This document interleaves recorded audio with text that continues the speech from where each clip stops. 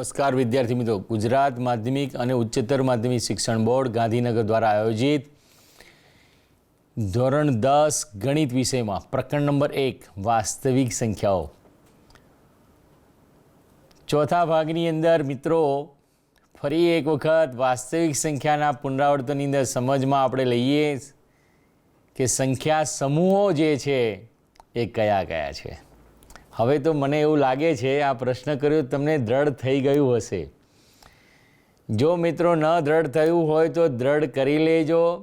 અને આ ખૂબ મહત્ત્વની બાબત એટલા માટે જણાવી રહ્યો છું, સંખ્યા સમૂહોનો ઉપયોગ હવે પછીના અભ્યાસક્રમમાં ઉચ્ચ શિક્ષણની અંદર ખૂબ જ રીતે થવાનો છે। ત્યારે એમ ન થાય કે આપણને આ વસ્તુ કેમ દ્રઢ ન કરી અને અફસોસ ન થાય। બહુ સરળતાથી સમજાવું। પ્રાકૃતિક સંખ્યાઓનો સમૂહ જે છે એને કેપિટલ એન વડે દર્શાવીશું। પૂર્ણ સંખ્યાઓનો સમૂહ છે એને કેપિટલ ડબલ્યુ વડે દર્શાવીશું।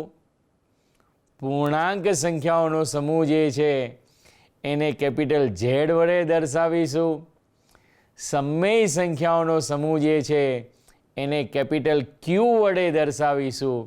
જ્યારે વાસ્તવિક સંખ્યાઓનો સમૂહ છે એને કેપિટલ આર વડે દર્શાવીશું। તમને એમ થાય મિત્રો કે અને અંગ્રેજીમાં પણ કેવું હોય, ખરેખર યાદ રાખી શકાય કે ભાઈ પ્રાકૃતિક સંખ્યાનો સમૂહ છે તો નેચરલ નંબર્સ, પૂર્ણ સંખ્યાનો સમૂહ છે હોલ નંબર્સ, પૂર્ણાંક સંખ્યાઓનો સમૂહ છે તો ઇન્ટીજર નંબર્સ, અને સમય સંખ્યાઓનો સમૂહ છે તો રેશનલ નંબર્સ, અને વાસ્તવિક સંખ્યાનો સમૂહ છે તો રિયલ નંબર્સ। ટૂંકમાં આ જે સંખ્યા સમૂહો જે છે એમાં કેવા પ્રકારની સંખ્યાઓ રહેલી છે, કઈ દ્વિક્રિયાઓ માટે એ સમૃદ્ધ છે, આ બધા મુદ્દાઓ ખરેખર યાદ રાખવા જેવા છે। એટલા માટે જ પ્રત્યેક ભાગની અંદર મેં આ વસ્તુનો ઉલ્લેખ સ્પષ્ટ રીતે જણાવ્યો છે। વાસ્તવિક સંખ્યાઓ શોધવા માટેની આપણી ટ્રીક પણ એક અલાયદી છે કે 1 થી 100 સંખ્યા લખી કાઢો નોટની અંદર। એક પાનામાં 1 થી 100 લખી કાઢી બધાની ઉપર વર્ગમૂળનું ચિહ્ન મૂકી દો। બીજા પાના ઉપર 1 થી 100 લખો, એનું ઘનમૂળનું ચિહ્ન મૂકી દો। ચોથા પાના ઉપર 1 થી 100 લખો, ચતુર્થમૂળનું ચિહ્ન મૂકો। ક્રમશઃ આવી રીતે તમે 5-7 પાના ભરી નાખો અને હવે વર્ગમૂળની અંદર જેનો જવાબ નીકળી આવે છે સરળતાથી એ બધી સમય છે, બાકીની બધી અસમય છે। જેનું ઘનમૂળ સરળતાથી નીકળી આવે છે એ બધી સંખ્યાઓ કેવી છે? સમય છે।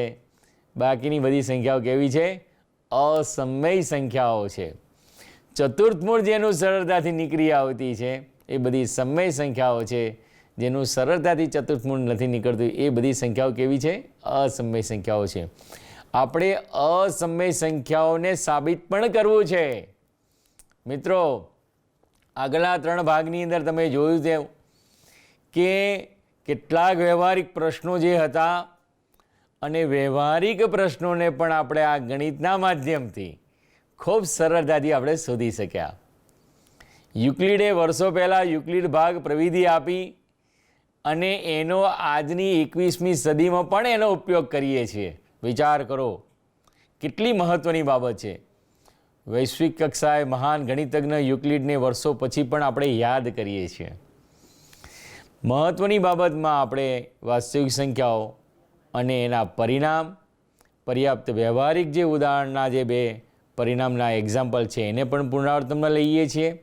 વાસ્તવિક સંખ્યાની પણ વાત કરીએ અને વાસ્તવિક સંખ્યાને આપણે સાબિત કરવી છે એના પરિણામો લઈશું।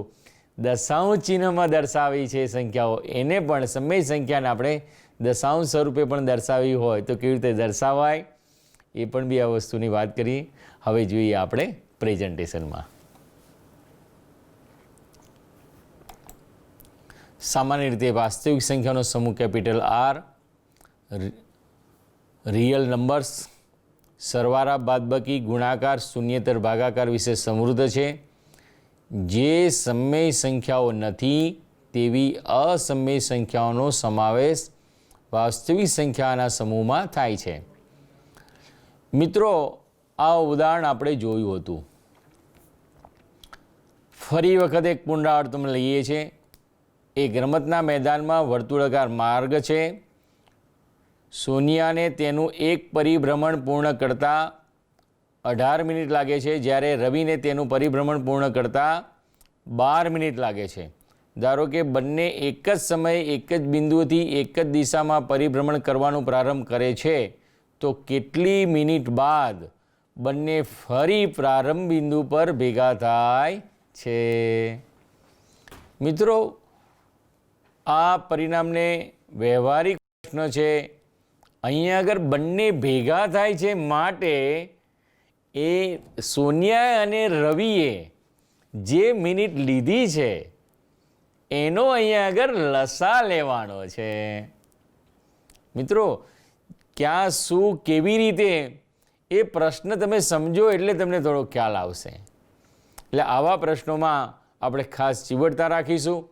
ઉકેલમાં તમે જુઓ, સોનિયા અને રવિના સમયની મિનિટનો ઉપયોગ કરી લસા મેળવીશું. કારણ કે પક્ષ અનુસાર બંને એટલે સોનિયા અને રવિ એક જ સમયે એક જ બિંદુએથી તથા એક જ દિશામાં પરિભ્રમણ કરવાનું પ્રારંભ કરે ત્યારે બંને ફરી તે જ પ્રારંભ બિંદુએ ભેગા થાય તે માટેનો સમય મિનિટમાં આપણે શોધવાનો છે. તો આપણે જોઈએ 18. 2 વડે ભાગાકાર કરશું. 2 × 9 = 18. આપણું કર્સર છે 2 વડે ભાગાકાર કરશું એટલે મને 9 મળશે. તે જ રીતે 9 ને 3 વડે ભાગા કરશું, 3 તરી 9 મળશે.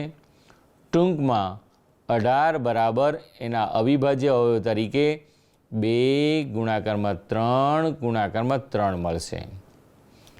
તેવી રીતે 12 જે સંખ્યા જે છે 2 વડે ભાગાકાર કરશું 6 મળશે. 6 બેકી સંખ્યા છે. ફરી વખત 2 વડે ભાગાકાર કરશું, 2 તરીના 6.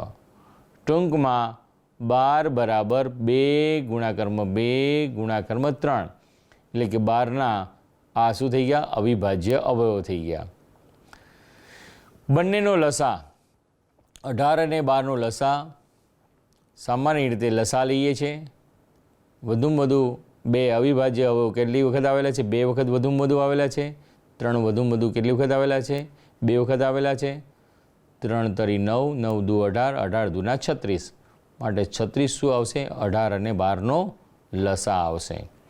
ટૂંકમાં આપણે કહી શકીએ કે સોનિયા અને રવિ બંને 36 મિનિટ બાદ જ્યાંથી પ્રારંભે શરૂઆત કરી હતી ત્યાં આગળ ભેગા થશે.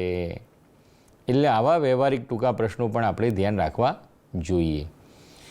જેથી કરીને આ સિવાય પણ કેટલાક વ્યવહારિક પ્રશ્નો આપણા જીવનમાં ક્યાંય હોય અને જ્યારે આવું કંઈ શોધવાનું આવે તો આપણને ધ્યાન હોવું જોઈએ કે ના, મારા અભ્યાસક્રમમાં અને બહુ સરળતાથી નાની ટૂંકી ગણતરી હોય કે એના માટે કોઈ મેઝરમેન્ટ કોઈ મોટું કરવાનું નથી. એટલી સરળ પદ્ધતિ છે. એટલે સરળતાથી આપણે શું કરી શકીએ? એનો લસા શોધી અને આપણો જે વ્યવહારિક કૂટ પ્રશ્ન જે છે એનો આપણે સરળતાથી જવાબ મેળવી શકીશું. ખ્યાલ આવ્યો મિત્રો? આવા પરિણામથી આપણા જીવનમાં થાય ગણિતનું વિશેષ રીતે મહત્ત્વ એ કે આ બીજા સ્વરૂપે તો છે જ. આપણે કહી શકીએ કે ગણિત ડગલે અને પગલે તમને મને ખૂબ જ ઉપયોગી છે. એટલા ગણતરીના પાસામાં, વ્યવહારિક પ્રશ્નોના પાસામાં, ઉચ્ચ શિક્ષણની અંદર પણ એટલા ઉપયોગી છે. નવી તકનિકીમાં પણ એટલું જ ઉપયોગી છે. એમ જોવા જઈએ કે આ વિષય ગણિત વિષયને બાજુમાં મૂકીને આપણે જીવનમાં ચાલી શકવાના નથી. એને જોડે લઈને જ રહેવું પડશે. ચલણની વાત કરો, પૈસાનો વ્યવહાર કરો, ખરીદી કરો, બધી જગ્યાએ ગણતરી આવતી છે. તમે જ્યાં જ્યાં જોશો ત્યાં ત્યાં તમને ગણિત જોવા મળશે. આગળ વાત કરું. ઉદાહરણ જે હતું કે એક મીઠાઈવાળા પાસે 420 નંગ કાજુ બરફી અને 130 નંગ બદામ બરફી છે. તે એવી રીતે થપ્પી ગોઠવવા માગે છે કે દરેક થપ્પીમાં સમાન સંખ્યામાં હોય અને તે તાસકમાં ઓછામાં ઓછી જગ્યા રોકે. આ હેતુ માટે દરેક થપ્પીમાં કેટલી સંખ્યામાં બરફી રાખવી જોઈએ? અહીંયા આગળ આ વ્યવહારિક પ્રશ્નનો ઉકેલ શોધવો છે, માટે એનો આપણે શું શોધવો પડશે? ગુસા શોધવો પડશે. અહીં શું કીધું છે? ઓછામાં ઓછી જગ્યા રોકે. સમાન. જોયું? તમે સમજો એક વસ્તુ મિત્રો, કાજુની બરફી અને બદામની બરફીનું નામ સાંભળીને મોઢામાં પાણી તો આવી ગયું હશે મિત્રો, હે ને? અને સ્વાભાવિક છે, આવી જાય. બરફી કોને ન ગમે? કોને ખાવી ન ગમે? મિત્રો એક બહુ વ્યવહારિક વિગત કીધી છે કે ભાઈ મીઠાઈવાળો જે છે એને 2 પ્રકારની બરફી લીધી છે. એને હવે શું કર્યું? એક તાસક એટલે કે એની થાળી કે કથરોટ કે એનું જે પતરું જે કહેતા હોય એની અંદર એને ગોઠવી છે. આપણે એ સમજવાની એ શું છે કે એને એવી રીતે ગોઠવે કે જેથી કરીને જગ્યા શું થાય? તાસકમાં ઓછી રોકે અને બધી સરળતાથી ગોઠવાઈ જાય. જોયું? તો અહીં આગળ શું કરવું પડશે? એનો ગુસા શોધવો પડશે. ફરી વખત વ્યવહારિક પ્રશ્ન ફરી વખત કેમ સમજાવી રહ્યો છું? પેલા પ્રશ્નની અંદર બંને ભેગા થાય છે માટે એનો લસા લીધો છે. અહીં આગળ જગ્યા ઓછી રોકે છે માટે અહીં આગળ શું લેવાનું છે? એનો ગુસા લેવાનો છે. અને બંને પરિણામો આ રીતે જ જ્યારે નિર્દેશિત થઈને આપણે માટે વ્યવહારિક પ્રશ્ન આવે ત્યારે પણ આપણે એક સમજવાનું રહ્યું કે મારે અહીં આગળ કરવાનું છે શું? પ્રશ્ન સમજવો પડશે મિત્રો. પ્રશ્ન ધ્યાનથી સમજીને ગણતરી કરવી પડશે. એમને એમ ગણતરી કરવાની નથી. જોઈએ આપણે કે ભાઈ વ્યવહારિક પ્રશ્નમાં કે આ હેતુ માટે દરેક થપ્પીમાં કેટલી સંખ્યામાં બરફી રાખવી જોઈએ? તો ગુસા આપણે લીધો છે 420 અને 130 છે. અહીં આગળ આપણે કહી શકાય ભાજ્ય બરાબર ભાજક ગુણાકારમાં ભાગફળ વત્તા શેષ. 130 420 કરતાં નાના છે, 420 ભાજ્ય છે, ભાજક 130 છે, ગુણાકારમાં 3 લઈશું એટલે 390. 420માંથી બાદ કરીશું, 30 મારી શું આવશે? આપણને શેષ મળશે. ફરી વખત 130 ભાજક છે મારું ભાજ્ય થશે, શેષ મારી ભાજક થશે. 30 ગુણાકારમાં 3 ચોગુણા 12. 130માંથી 120 બાદ કરીશું, શેષ મારી 10 મળશે. હવે ભાજક જે છે ભાજ્ય થશે 30 અને શેષ છે મારું ભાજક થશે. 10 તરીના 30, 30માંથી 30 બાદ કરશું તો શેષ શું મળશે? મારે શૂન્ય મળશે. શેષ આર બરાબર શૂન્ય મળે છે. આગળ પ્રક્રિયા કરી નથી શકતા માટે 420 અને 130નો ગુસા કેટલો છે? 10 છે. ટૂંકમાં દરેક થપ્પીમાં 10 સંખ્યામાં બરફી રાખવી જોઈએ. મિત્રો સમજાય છે? બરફી જે રાખવાની જે વાત હતી બહુ એક રસપ્રદ રીતે, એટલે કે બંને પ્રશ્નો વ્યવહારિક પ્રશ્નો છે. એક પ્રશ્નમાં આપણે ગુસા શોધ્યો છે, બીજા પ્રશ્નમાં આપણે લસા શોધેલો છે. એટલે જ ફરી વખત મારે બતાવવાનું રહ્યું અને સમજાવવાનું પણ રહ્યું. આગળ આપણે જોઈએ પ્રેઝન્ટેશનમાં. બીજો એક મહત્વનો મુદ્દો જે છે ધન પૂર્ણાંકો એ અને બી માટે લસા ઓફ એ બી ગુણાકારમાં ગુસા ઓફ એ બી બરાબર એ બી આપણે દાખલાઓ માટે ખૂબ જ ઉપયોગી છે. આ પરિણામ પણ ખાસ યાદ રાખવાનું. આપેલી 2 પૂર્ણાંક સંખ્યાઓની મદદથી સૌથી પહેલાં ગુસા શોધી શકાય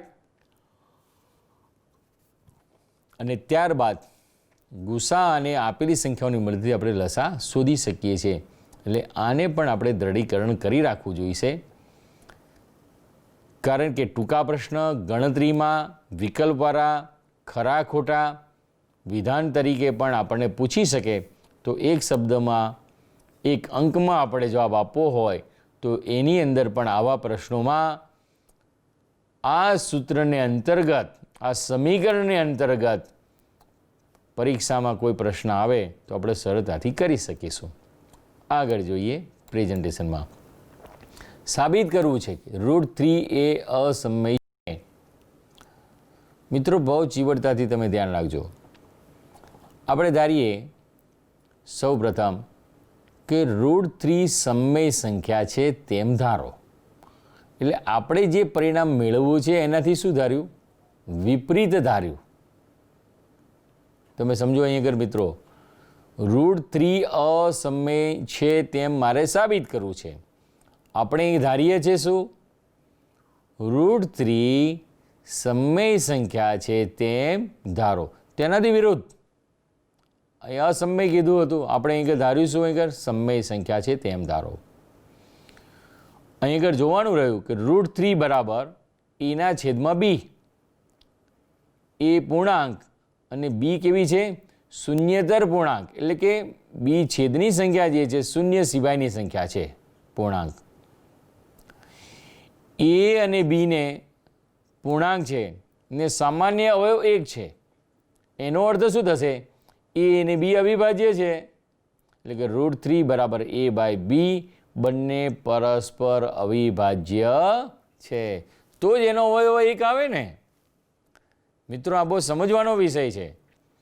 અહીં સમમેય સંખ્યા કીધું તો સમમેય સંખ્યા બરાબર આપણે ધારી લીધું એના છેદમાં બી, અને એના છેદમાં બી લીધું તો આ બંને સંખ્યા પાછી કેવી છે? એ બંનેનો સામાન્ય અવયવ 1 છે. એટલે પરસ્પર કેવા છે? અવિભાજ્ય છે. હવે આ જે બી જે છે એ √3 ને ગુણી નાખો તો બી × √3 બરાબર a થશે. સમજાય છે મિત્રો? √3 બરાબર એના છેદમાં બી છે. બીને √3 ની સાથે ગુણી નાખો તો બી √3 બરાબર a. આગળ આપણે જોઈએ બંને જે આપણે પરિણામ જે જોયું મિત્રો કે બી √3 બરાબર a છે, આ પરિણામને બંને શું કરી નાખીએ? વર્ગ કરી નાખો. જુઓ તો 3b² બરાબર a². બી √3 હતું તો વર્ગમૂળમાં 3 હતું, એનો વર્ગ શું થઈ ગયો? 3 થઈ ગયો. 3b² બરાબર a² થાય. પરિણામ નંબર 1. અહીં જોવાનું શું રહ્યું? a² એ 3 વડે વિભાજ્ય છે. અહીંના અવયવમાં છે એટલે સ્વાભાવિક છે, વિભાજ્ય છે. માટે પ્રમેય 1.3 પરથી જો a² એ 3 વડે વિભાજ્ય છે તો એ પણ બી કેવો છે? 3 વડે વિભાજ્ય છે જ. આપણે નોંધ કોના ઉપરથી લખવાનું છે? પ્રમેય 1.3 પરથી. આપણે ધારીશું, ધારો કે કોઈ પૂર્ણાંક c માટે a બરાબર 3c લખાય. a બરાબર શું ધારું છું? 3c. કોઈ પૂર્ણાંક c માટે a બરાબર 3c. આ એની કિંમત 3b² અને a² માં મૂકી દઈએ તો 3b² એની કિંમત મૂકી દઈશું તો a બરાબર 3c જે છે એનો વર્ગ કરવો પડશે એટલે 9c² થશે. મિત્રો એની કિંમત a બરાબર 3c આ પરિણામમાં મૂકીશું એટલે અહીંયા આપણને શું મળશે? 9c². એટલે કે 3c² એટલે 3નો પણ વર્ગ 9 અને c² c². એટલે 3b² = 9c². 3b² બરાબર 9c². 3 વડે 9ને ભાગી નાખીશું તો b² બરાબર 3c² થશે. b² એ 3 વડે વિભાજ્ય છે, આથી બી પણ 3 વડે વિભાજ્ય થાય પ્રમેય 1.3 પરથી. એનો અર્થ એવો થયો એ અને બીનો સામાન્ય અવયવ શું થઈ ગયો? 3 થઈ ગયો. પણ જે આપેલ ધારણાથી વિરોધાભાસ મળે છે. √3 એ સમમેય સંખ્યા છે તે ધારણા અસત્ય હોવાથી કહી શકાય કે √3 અસમમેય સંખ્યા છે. બંનેમાં હોઈ જ ન શકે ને. સમજો આ બંનેનો સામાન્ય અવયવ છે. પેલામાં સામાન્ય અવયવ 1 જ હતો એટલે કે અવિભાજ્ય હતી, પણ અહીં આગળ સામાન્ય અવયવ 3 આવ્યો. માટે આપેલ ધારણા આપણી ખોટી છે. માટે આપણે કહીશું કે √3 સમમેય સંખ્યા છે એ ધારણા ખોટી છે. માટે સાચી ધારણા કઈ છે? √3 અસમમેય સંખ્યા છે તેમ આપણે સાબિત કરી શકીએ. મિત્રો અહીં જોવાનું રહ્યું, આપણે પરિણામ જે સાબિત કરવું હતું અસમમેય સંખ્યા, એની જગ્યાએ આપણે ધાર્યું શું? ઉકેલ શોધવા માટે સમમેય ધારી લીધું અને સાબિત શું કર્યું કે આપેલી ધારણા કેવી છે? ખોટી છે, વિરોધાભાસ છે. તો વિરોધાભાસ છે તો હોય શું? સમય નથી તો શું હોય? અસમય છે. સરળતાથી આપણે સાબિત કરી શક્યા. એટલે ક્યારે આવા દાખલાઓ સાબિત કરવાના આપણને પૂછાય ત્યારે ખૂબ ચીવટતાથી ધ્યાન રાખવાનું છે. અને ચીવટતાને અનુરૂપ આપણે આવા પરિણામો જ્યારે શોધીશું, એને સાબિત કરીશું, ત્યારે બહુ ધીરેથી કામ કરવાનું છે. ક્યાંય ભૂલ ન રહી જાય અને આપણે સાબિત કરી શકીએ. વિચારમાં આપણે એક જ વસ્તુ યાદ રાખવાનું કે અસમય સાબિત કરવું છે તો સૌથી પહેલાં લખવું છે શું? આપણે પહેલાં ધારીશું, સમય ધારીશું અને જે ધારણા છે આપણી ખોટી સાબિત કરીશું. અને એટલે ઓટોમેટિક અસમય સંખ્યા છે આપણને મળી જશે. સમજાય છે ને? આગળ આપણે જોઈએ. નોંધ કરવા જેવા નોંધ કરી લેજો મિત્રો. કેટલાક સ્વાધ્યાય 1.3માં સાબિત કરો કે √5 એ અસમય છે. આપણે મિત્રો ધારી લઈએ કે √5 સમય સંખ્યા છે તેમ ધારો. હવે સમય સંખ્યા લખી અંશ અને છેદવાળી એના છેદમાં બી એ પૂર્ણાંક છે અને બી શૂન્યેતર પૂર્ણાંક છે. અને પાછી કેવી છે? એ અને બી બંનેને સામાન્ય અવયવ એક જ છે પાછો. એટલે કે આ અવિભાજ્ય સંખ્યાઓ છે. કેવી છે આ બંને સંખ્યા? અવિભાજ્ય છે. એટલે કે √5 ઇઝ ઇક્વલ ટુ એના છેદમાં બી. બંને સંખ્યાઓ એ અને બી પરસ્પર અવિભાજ્ય છે. હવે આ જે છેદમાં બી છે એને ગુણી નાખો એટલે બી વર્ગમૂળમાં 5 બરાબર એ થાય. સમજાય છે ને મિત્રો? √5 બરાબર એના છેદમાં બી છે તો બી જે છે એને 5 સાથે ગુણી નાખો તો બી √5 ઇઝ ઇક્વલ ટુ એ થાય. બંને બાજુ વર્ગ લઈએ. √5 નો વર્ગ 5 થશે, બીનો વર્ગ બી વર્ગ અને એનો વર્ગ એ વર્ગ થાય. પરિણામ નંબર 1. માટે એ વર્ગ એ 5 વડે વિભાજ્ય છે કારણ કે એના બે અવયવો છે. અહીંયા આગળ પ્રમેય 1.3 પરથી કહી શકીશું કે એ 5નો વિભાજ્ય છે, વડે વિભાજ્ય છે. એ વર્ગ એ પણ 5 વડે વિભાજ્ય છે અને એ પણ બી કેવો છે? 5 વડે વિભાજ્ય છે. તો આપણે ધારીશું, ધારો કે કોઈ પૂર્ણાંક સી માટે એ બરાબર 5c લખાય તો એની કિંમત 5bનો વર્ગ બરાબર એ વર્ગમાં મૂકતા તો સ્વાભાવિક છે એ બરાબર 5c મૂકીશું તો અહીં શું મળશે? 5નો વર્ગ 25, સીનો વર્ગ સી વર્ગ, 5bનો વર્ગ બરાબર 25cનો વર્ગ. તો બી વર્ગ બરાબર 5cનો વર્ગ. બી વર્ગ એ 5 વડે વિભાજ્ય છે. આથી બી પણ 5 વડે વિભાજ્ય છે. એ અને બીનો સામાન્ય અવયવ કેવો થશે? 5 થશે. પણ આપેલ ધારણા કેવી છે? અવિભાજ્ય છે. સામાન્ય અવયવ માત્ર એક જ છે. અહીં આગળ તો શું આવ્યું ભાઈ? એ અને બીનો સામાન્ય અવયવ 5 આવ્યો. એથી આપણી ધારણા કેવી છે? ખોટી મળે છે, વિરોધાભાસ મળે છે. એટલે કે √5 એ સમય સંખ્યા છે તે ધારણા અસત્ય છે. માટે કહી શકાય કે √5 અસમય સંખ્યા છે. મિત્રો જોયું કેટલું સરળતાથી આપણે સાબિત કરી લીધું. કારણ કે અસમય સંખ્યા સાબિત કરવી છે તો સમય લઈ આપણે વિરોધાભાસ બતાવી દીધું અને સરળતાથી બતાવી દીધું કે આ અસમય સંખ્યા છે.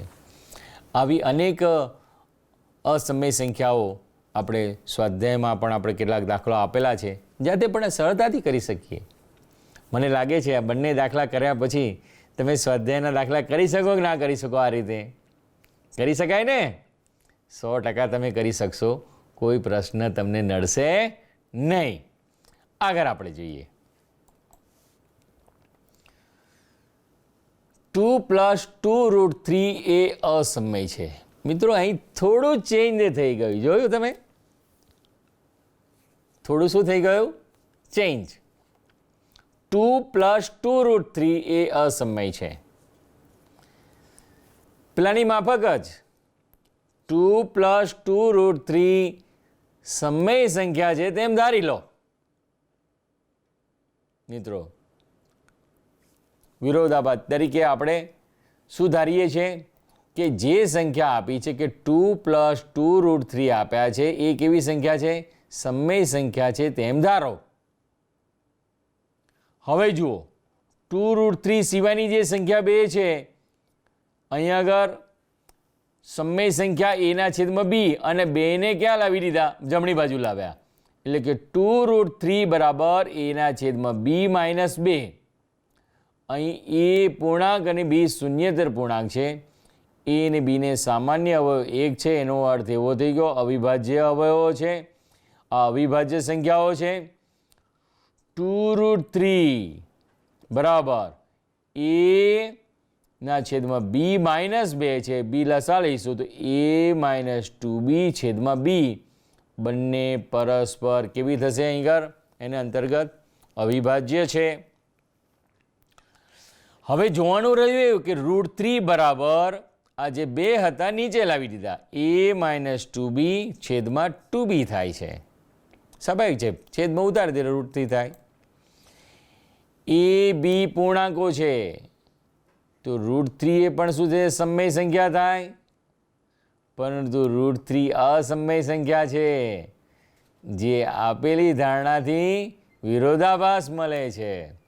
એટલે કે √3 એ અસમય સંખ્યા છે, તે ધારણા અસત્ય હોવાથી કહી શકાય 2 + 2√3 અસમય સંખ્યા છે, નહીં કે સમય સંખ્યા. જોયું મિત્રો? અહીં કેટલું સરળ હતું. આમાં પણ બી સાબિત કરવામાં કેટલી સહજતા રહી. એટલે હવે આ તો આવી અનેક એવી રીતે સંખ્યાઓ લઈ શકાય કે ના લઈ શકાય? √3 સાબિત કર્યું, √5 સાબિત કર્યું, √11 સાબિત કરી શકાત, √13 સાબિત કરી શકાત, 19 સાબિત કરી શકાત. બધી જ અવિભાજ્યો જેટલી બધી સંખ્યાઓમાં લે બધી આપણે સાબિત કરી શક્યા. 2√3 પણ સાબિત કરી શકાત, 5√3 પણ આપણે સાબિત કરી શક્યા હોત. એટલે કે પરિણામમાં આપણે બે મહત્વની વસ્તુ કે ઉકેલ જ્યારે આવી રીતે શોધવો હોય ત્યારે આપણે પહેલાં એ કહેવાનું, આપણે વિરોધાભાસ બતાવવાથી ઓટોમેટિક શું થશે?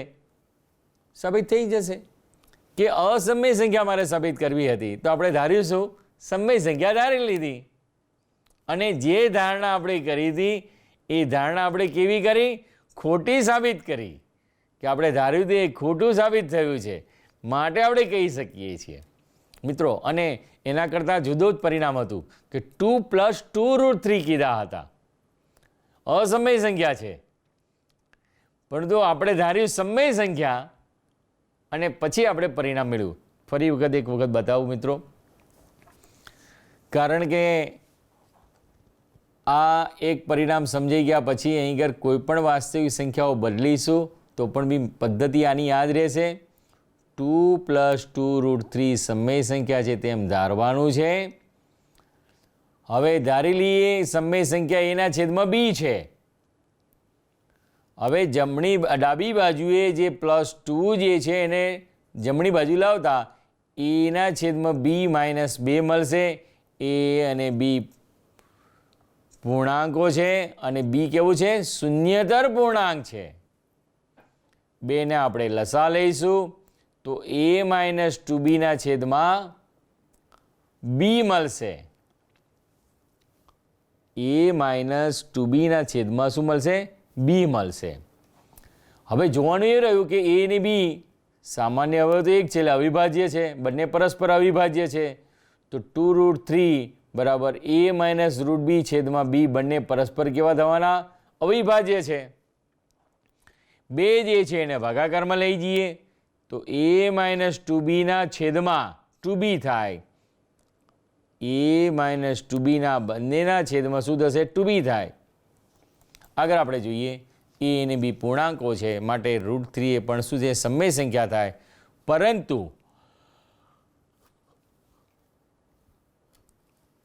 √3 અસમય સંખ્યા છે, જે આપેલ ધારણાના વિરોધાભાસ મળે છે. એટલે કે √3 સમય સંખ્યા છે તે ધારણા આપણી અસત્ય છે. તો 2 + 2√3 અસમય સંખ્યા છે તેમ સાબિત કરી શકાય. આગળ આપણે જોઈએ મિત્રો, સ્વાધ્યાયમાં જ આવો દાખલો છે. તમે વિચારો, આપણે જે જોયો એવો સેમ સ્વાધ્યાયની અંદર દાખલો છે. તો હવે મને આશા છે કે તમે સરળતાથી આ સમીકરણ તરીકે તમે કરી શકશો. કેવી રીતે જુઓ, દાખલો છે આપણી પાસે, સાબિત કરો કે 3 + 2√5 એ અસમય સંખ્યા છે. કંઈ વાંધો નહીં, આપણે ધારીએ કે 3 + 2√3 સમય સંખ્યા છે તેમ ધારો. એનો અર્થ એ કે સમય સંખ્યા એના છેદમાં બી છે એ આપણે ધારી લીધી. હવે જે 3 જે છે ડાબી બાજુને આપણે જમણી બાજુ લઈ દઈએ તો એના છેદમાં બી -3 એ પૂર્ણાંક બી શૂન્યેતર પૂર્ણાંક છે, એટલે કે શૂન્ય નથી બી, અને એ અને બી વચ્ચે સામાન્ય અવયવ 1 છે એટલે પરસ્પર અવિભાજ્ય છે. જોયું, 2√5 બરાબર બીને લસા લીધો, a - 3b ના છેદમાં બી બંને પરસ્પર અવિભાજ્ય સંખ્યા છે. હવે 2√5 જે છે, √5 ના પહેલા 2 આપેલા છે એને અંશમાંથી આપણે અહીંયા આગળ ક્યાં લઈશું, છેદમાં લઈ જઈશું. a - 3b છેદમાં 2b થાય છે. એનો અર્થ એવો થઈ ગયો એ બી તો પૂર્ણાંકો છે માટે √5 પણ શું થશે, સમય સંખ્યા થાય. પરંતુ √5 કેવી છે, અસમય સંખ્યા છે, જે આપેલી ધારણાથી વિરોધાભાસ મળે છે. √5 એ સમય સંખ્યા જે ધારણા અસત્ય હોવાથી કહી શકાય 3 + 2√3 અસમય સંખ્યા છે. જોયું મિત્રો, સ્વાધ્યાયની અંદર પણ આવો દાખલો આપ્યો. મિત્રો બની શકે પરીક્ષામાં પણ પૂછે. શું ફરક પડવાનો હતો? 2 દાખલાના દરીકણથી સમજૂતીથી મને એવું લાગે છે આવા સાબિત કરવાના દાખલા 3 માર્ક્સની અંદર પૂછે તો આપણે સરળતાથી પૂરેપૂરા ગુણભાર મેળવી શકાશે ને મિત્રો? જોઈશું આપણે આગળ. પણ મહત્ત્વનું યાદ એ રાખવાનું છે, ખૂબ જ ચેવટતાથી પ્રેક્ટિસ અને લેખનનો મહાવરો રાખવો પડશે. ગણિત વિષયમાં લેખનનો મહાવરો અવશ્ય રાખવો પડે જ. તો પરીક્ષાને અંતર્ગત આપણે જે ગુણભાર લેવા છે, સાબિત કરવાના દાખલા ગણવા છે, આપણે સરળતાથી ગણી શકીએ. આગળ જોઈએ આપણે બીજું એક પરિણામ સાબિત કરવું છે. 6 + √2 એ અસમય સંખ્યા છે. આ પણ બી સ્વાધ્યાય 1.3નો દાખલો છે. સરળ બિલકુલ જે છે એ આપણે સરળતાથી ગણી શકીશું. પરંતુ કેટલાક દાખલાઓ જે છે એ અહીંયા આગળ આ રીતે લઈએ, જોઈશું કે સાબિત કરો કે 6 + √2 એ અસમય સંખ્યા છે. મિત્રો ઘણી વખત પરિણામ પણ પૂછે છે, જોડકા તરીકે પણ પૂછી શકે. જુદી જુદી સંખ્યા આપણને આપે અને કે સામે જોડકા જોડો, સમય અસમય, 6 + √2.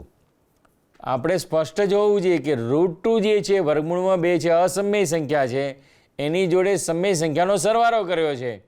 સમય અને અસમય સંખ્યાનો સરવાળો પૂર્ણ થઈ શકે નહીં. સમજાય છે? એટલે 6 + √2 જ રહે, એટલે કે એ અસમય સંખ્યા જ રહે. 6 સમય સંખ્યા લાગી તમને અને √2 કેવી છે, અસમય સંખ્યા. પણ 6 + √2 પણ કેવી છે, અસમય સંખ્યા જ છે. આપણે ધારીએ કે સમય સંખ્યા છે તેમ ધારો અને એ સમય સંખ્યા એના છેદમાં બી છે. 6 જે ડાબી બાજુ છે એને જમણી બાજુ લાવે એટલે પ્લસના બદલે માઇનસ, એના છેદમાં બી -6 લસા લઈશું. અહીં આગળ એ પૂર્ણાંક છે અને બી કેવું છે, શૂન્યેતર પૂર્ણાંક. એનો અર્થ એવો થઈ ગયો બીનું મૂલ્ય છેદમાં શૂન્ય થતું છે નહીં. શૂન્યેતર, મિત્રો આ વસ્તુ યાદ રાખવાની છે. શૂન્ય સિવાયની પૂર્ણાંક. આ પારિભાષિક શબ્દો જે કહેતો હતો હું તમને પહેલાં પણ કે ભાઈ ગણિતના આ પ્રકરણની અંદર તમે ગણ્યા ગાંઠ્યા કેટલાક પસંદગીના ગાણિતિક શબ્દો છે, યાદી બનાવો મિત્રો, અને એ શબ્દોને સ્પષ્ટ સમજ્યા છો કે નહીં એ સમજી લો પહેલાં. પછી જ આ બધા પ્રશ્નોની અંદર ગણતરીમાં દાખલામાં બધામાં જવું જોઈએ. એવું દરેક પ્રકરણની અંદર હશે. આપણે એ પણ ચીવટતાથી ધ્યાન રાખવાનું છે કે આવા તમામ ગાણિતિક પ્રશ્નો જે કહેવાય, ગાણિતિક મુદ્દાઓ કહેવાય, ગાણિતિક શબ્દ કહેવાય, શૂન્યતર સંખ્યા કીધી, શૂન્ય સિવાયની સંખ્યા, એના છેદમાં બી, જો બી શૂન્ય થઈ જાય તો અવ્યાખ્યાયિત થઈ જાય. ખ્યાલ આવે છે મિત્રો? શા માટે કીધું એ પણ બી ધ્યાન રાખવાનું છે કે એના છેદમાં બી, જો બી શૂન્યતર શા માટે લીધી છે, શૂન્ય સિવાયની સંખ્યા કેમ લીધી, શૂન્યતર પૂર્ણાંક કેમ લીધો? કારણ કે મારે વ્યાખ્યાયિત કરવું છે, અવ્યાખ્યાયિત કરવું છે નહીં. માટે જોઈએ આપણે પ્રેઝન્ટેશનમાં હવે મિત્રો કે 6 વડે બાદ કરશું. એ પૂર્ણાંક અને બી શૂન્યતર પૂર્ણાંક છે. એ અને બીને સામાન્ય અવયવ 1 છે. √2 બરાબર 6a - 6b છેદમાં b મળશે. બંને પરસ્પર અવિભાજ્ય છે, પરંતુ √2 બરાબર a - 6b છેદમાં b થાય. પરંતુ a અને b કેવી છે? પૂર્ણાંક સંખ્યા છે, અને √2 કેવું છે? સમય સંખ્યા. તો તમે સમજો કે આ a અને b પૂર્ણાંક થઈ ગઈ, તો પછી આ બધાનું સાદરૂપ પણ શું થશે? પૂર્ણાંક થાય. તો √2 પણ કેવું થઈ જાય? પૂર્ણાંક થાય તો એ સમય સંખ્યા થાય. પરંતુ √2 કેવી છે? અસમય સંખ્યા છે. માટે આપેલી ધારણા વિરોધાભાસ મળે છે. એટલે કે √2 એ સમય સંખ્યા છે, તે ધારણા અસત્ય હોવાથી કહી શકાય 6 + √2 અસમય સંખ્યા છે. કેવી છે મિત્રો? અસમય સંખ્યા છે. જોયું ને તમે અહીં સ્વાધ્યાયની અંદર આવી રીતે કેટલાક દાખલાઓ આપ્યા છે. એ દાખલા આપણે સરળતાથી કરી શકીએ. જોઈએ આપણે આગળ જોઈએ મિત્રો. √7 કીધું, જોયું વગર અસમય સંખ્યા છે. સ્વાભાવિક છે, આપણે દર્શાવી શકીએ કે √7 સમય સંખ્યા લઈએ, એના છેદમાં બી, જ્યાં એ અને બી શૂન્યતર પૂર્ણાંક છે. એ અને બીને સામાન્ય અવયવ 1 છે, એટલે કે અવિભાજ્ય સંખ્યા છે. √7 એના છેદમાં બી પરસ્પર અવિભાજ્ય સંખ્યા છે. બી જે છે √7 વડે ગુણીશું, એટલે બી √7 = a થાય. બંને બાજુ વર્ગ લઈશું, 7b² બરાબર a² થાય. પરિણામ નંબર 1, a² એ 7 વડે વિભાજ્ય થાય, કારણ કે એનો અવયવ છે. માટે પ્રમેય 1.3 પરથી કહી શકાશે કે એ પણ બી 7 વડે વિભાજ્ય છે. તો કોઈ પૂર્ણાંક c માટે a બરાબર 7c લખાય. એની કિંમત 7b² ને એના વર્ગમાં એની કિંમત 7c મૂકી દો તો 7² 7c², કારણ કે એનો અહીં એ છે, અહીં એનો વર્ગ છે, આનો વર્ગ કરો 7² 49 અને c², એટલે 7b² બરાબર 49c² થશે. b² બરાબર 49/7, તો 7c² થશે. b² એ 7 વડે વિભાજ્ય છે, આથી b પણ બી 7 વડે વિભાજ્ય છે જ. a અને b નો સામાન્ય અવયવ કેવો થશે મિત્રો? 7 થશે. પણ પેલામાં શું કીધું હતું? અવિભાજ્ય છે. આપેલી ધારણા વિરોધાભાસ મળે છે. √7 એ સમય સંખ્યા છે, તે ધારણા અસત્ય છે. માટે કહી શકાય કે √7 અસમય સંખ્યા છે. મિત્રો, આપણે પરિણામમાં આવી અવિભાજ્ય સંખ્યા સિવાયની કોઈ સંખ્યા હોય, હવે વ્યાપક તરીકે તમને ખ્યાલ આવી ગયો કેવી રીતે આપણે આ સંખ્યાઓ કેવી રીતે ગણતરી કરશું. વારંવાર એકના એક પ્રશ્નને વારંવાર આપણે પ્રેક્ટિસથી, સમજથી લખીશું તો મને એવું લાગે છે કે આપણને પરીક્ષામાં ખૂબ સારી સફળતા આપણને અપાવશે. લખવાનો મહાવરો રાખવો પડશે. બીજું, એની અંદરના પ્રકરણના પારિભાષિક શબ્દો જે છે એને અંડરલાઇન કરીને નોંધ કરીને એની સમજૂતી મેળવી જ જોઈએ, તો જ આપણને સરળ લાગશે. આ બહુ જ મહત્ત્વની બાબત છે મિત્રો. હો, આગળ આપણે જોઈએ પ્રેઝન્ટેશનમાં. જોયું હોય કે થોડોક ચેન્જ સાબિત કરો કે 2√7 એ અસમય છે. જો તો આપણે ધારીશું કે 2√7 એ સમય સંખ્યા છે તેમ ધારો.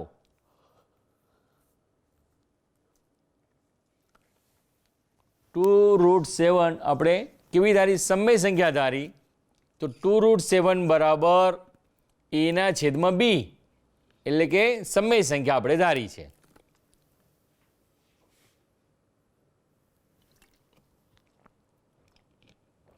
એ પૂર્ણાંક છે અને બી કેવી છે? શૂન્યેતર પૂર્ણાંક છે. મેં શૂન્યેતરની વાત કરી, શૂન્ય સિવાયની સંખ્યા પૂર્ણાંક સંખ્યા છે બી. એ અને બીને સામાન્ય અવયવ કયો છે? 1. એટલે એનો અર્થ એવો થાય કે અવિભાજ્ય છે બંને. સ્વાભાવિક છે ને. 2√7 બરાબર એના છેદમાં બી. ફરી આપણે ગોઠવણી કરીએ કે √7 સિવાયની જે સંખ્યા છે કઈ છે? 2 છે. એને આપણે છેદમાં એટલે કે બીની જોડે મૂકી લે કે √7 બરાબર એના છેદમાં 2b થાય. હવે એના છેદમાં 2bમાં 2 એ અને બી પૂર્ણાંક છે. એ તો બધી પૂર્ણાંક જ છે ને. આપણે અહીં ધાર્યું એ અને બી બધી શૂન્યેતર પૂર્ણાંક છે અને 2b પણ પૂર્ણાંક છે. તો આ આખી સંખ્યા કેવી થઈ ગઈ? પૂર્ણાંક થઈ ગઈ. જો એ સંખ્યા, મારું કરશે જે પ્રમાણે, આ સંખ્યા જો પૂર્ણાંક થઈ ગઈ, સમય થઈ ગઈ, તો અહીંની સામેની બાજુ જમણી બાજુની સંખ્યા પણ કેવી થઈ? એની ડાબી બાજુની સંખ્યા પણ કેવી થઈ જશે? સમય સંખ્યા થશે. પરંતુ √7 કેવી છે? અસમય સંખ્યા છે. આથી વિરોધાભાસ ઉત્પન્ન થાય છે. આપેલી ધારણા ખોટી છે. માટે કહીશું 2√7 અસમય સંખ્યા છે. જોયું મિત્રો? ત્રણેય અસમય સંખ્યાના જુદા જુદા લીધા. અહીંયા આગળ વર્ગમૂળની ભાળ 2 સંખ્યા આપણને આપેલી છે, એને આપણે સાબિત કર્યું કે અસમય સંખ્યા છે તેમ આપણે સાબિત કરવાનું હતું. જોયું અહીં આગળ? પેલામાં 6 + √2, √3, 2√7 જોયું? આવા બધા વિવિધ પ્રકાર, એટલે કે જે વાસ્તવિક સંખ્યા છે એટલે કે અસમય સંખ્યા જે છે એ મારે સાબિત કરવી છે. આવી રીતે આપણે સાબિત કરી શકાશે મિત્રો. બીજું આપણે એક આવું સરસ મજાનું ઉદાહરણ લઈએ. પહેલાં સમજી લઈએ ફરી વખત આનું આ, એટલે જેથી કરીને વધારે દ્રઢીકરણ થાય અને ક્યારે પરીક્ષામાં પૂછાય તો આપણે 3 ગુણભાર આપણે મેળવી શકીએ. ફરી વખત જોઈએ કે 2√7 એ અસમય છે. તો 2√7 આપણે ધારીશું સમય સંખ્યા છે. માટે 2√7 બરાબર એના છેદમાં બી એ પૂર્ણાંક અને બી શૂન્યેતર પૂર્ણાંક છે. એ અને બીને સામાન્ય અવયવ 1 છે. 2√7 બરાબર એના છેદમાં બી. ફરી ગોઠવણી કરીએ, એટલે ગોઠવણી કરીએ એટલે આ જે 2 છે અહીંયા અંશમાંથી ડાબી બાજુથી જમણી બાજુ, તો √7 બરાબર એના છેદમાં 2b થશે. હવે અહીંયા આગળ સમજવાનું રહ્યું, એના છેદમાં 2b જે સંખ્યા મળી એ સંખ્યા કેવી છે? પૂર્ણાંક છે. એના છેદમાં 2bમાં 2 એ અને બી પૂર્ણાંક હોવાથી એના છેદમાં 2b સમય છે.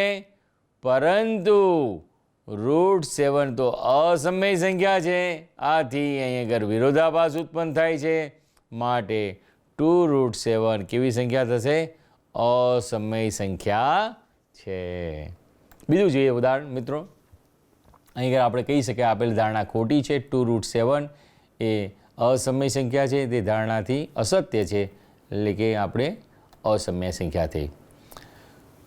એવી આપણે બીજી સંખ્યા લઈએ, 2√3 લઈએ.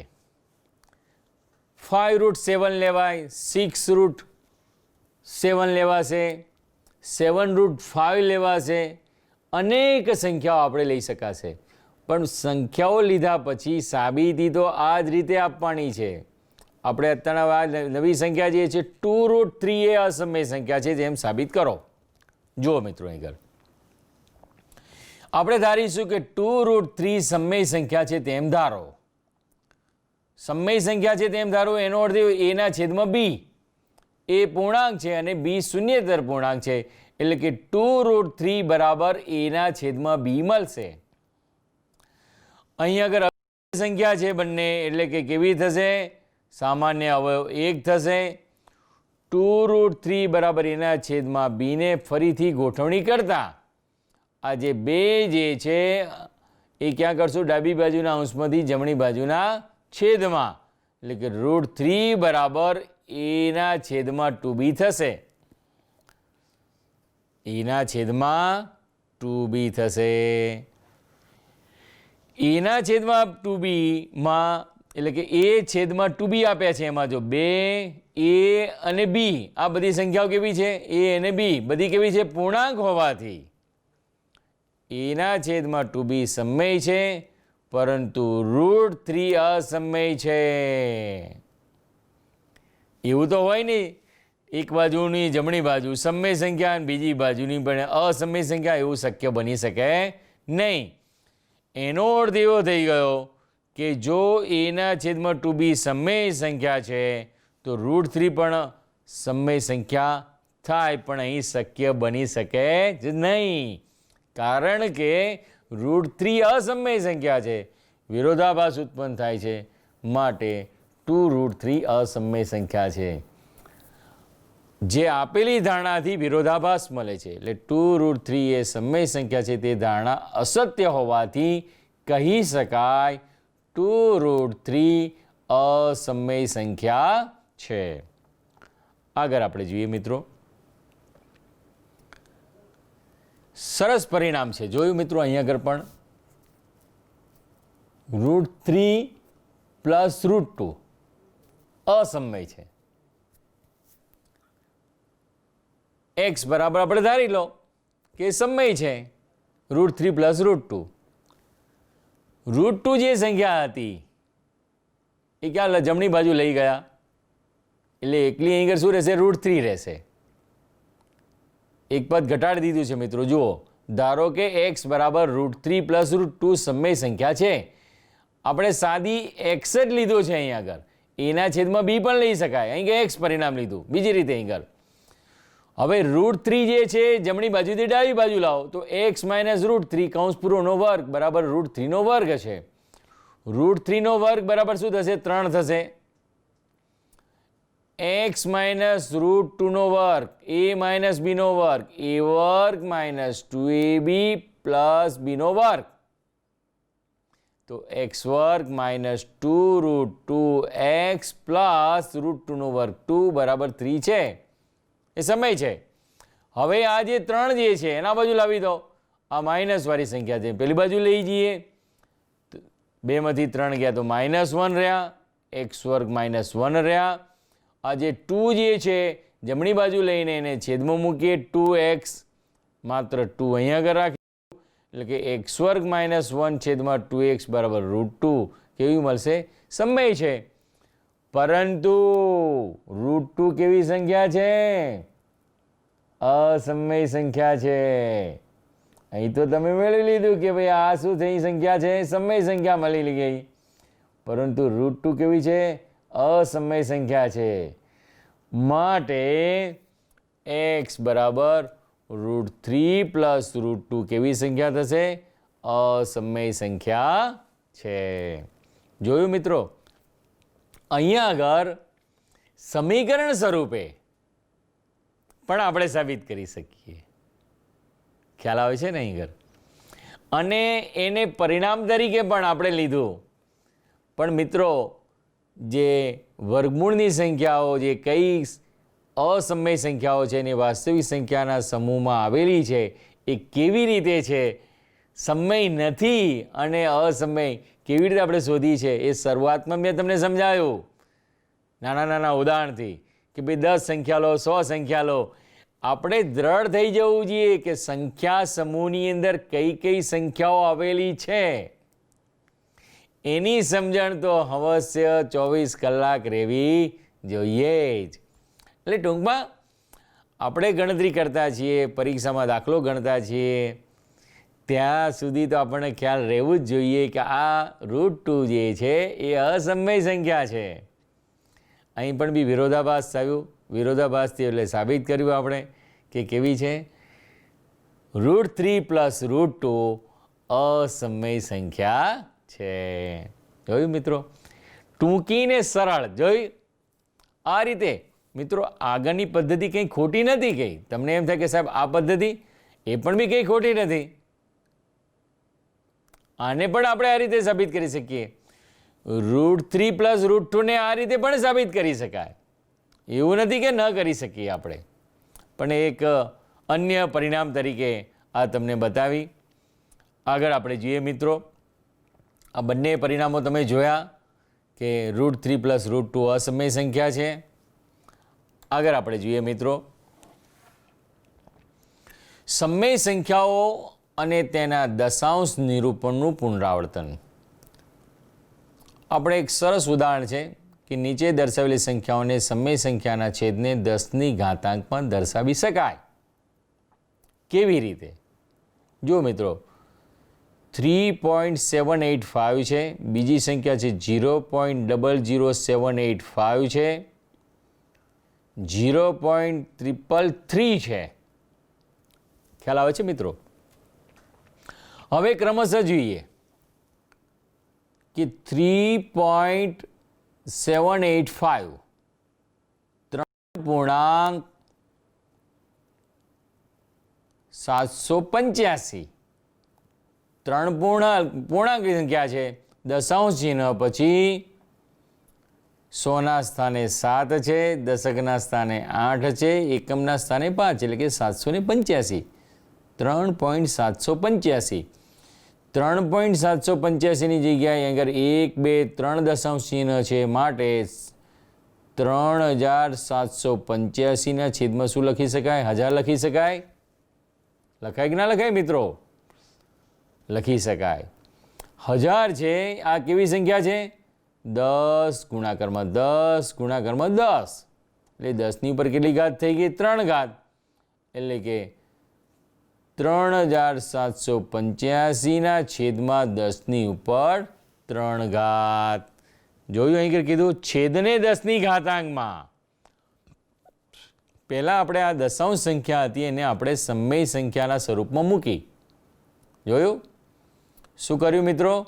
દશાંશ સંખ્યા જે હતી એને આપણે સામું મૂકી, સમય સંખ્યાના સ્વરૂપમાં મૂકી, અને છેદની જે સંખ્યા જે હતી એને આપણે ઘાતાંક સ્વરૂપમાં મૂક્યા. આગળ વાત કરીએ. બીજી સંખ્યા છે આપણી પાસે 0.00789, 5 છે. જોયું? 789ના છેદમાં કેટલા મીંડા મૂકીશું? 5 મીંડા. 700, એકના પાછળ 5 મીંડા. એનો અર્થ એવો થઈ ગયો, અહીં 3785ના હતા, અહીં 3 દશાંશ ચિહ્ન હતા, તો એકના છેદમાં આપણે 3 મીંડા લખી, એટલે 1000 લખ્યા. અહીંયા આગળ 1, 2, 3, 4 અને 5 છે દશાંશ ચિહ્ન પછીની સંખ્યામાં, એટલે એનો અર્થ એવો થઈ ગયો 789ના છેદમાં એકની પાછળ 5 મીંડા, અને 5 મીંડા એટલે 1 લાખ. અને 10 કેટલી વખત ગુણવાના? 10ની પર 5 ઘાત થશે. 10 ગુણાકારમાં 10 ગુણાકારમાં 10 ગુણાકારમાં 10 ગુણાકારમાં 10 ગુણાકારમાં 10, 5 વખત, એટલે 789ના છેદમાં 10ની ઉપર 5 ઘાત લખાશે. તે જ રીતે 0.333 છે, તો 333ના છેદમાં 1000, અને 1000 કેવા છે? 10 ગુણાકારમાં ગુણ્યા 10 ગુણાકારમાં 10, એટલે 333ના છેદમાં 10ની ઉપર 3 ઘાત. ખ્યાલ આવે છે મિત્રો? આ શું થઈ ગયું? જે આપણે છેદની અંદર 10 ની ઘાતાંકમાં લાવવા હતા એ પરિણામ આપણે લાવી દીધું.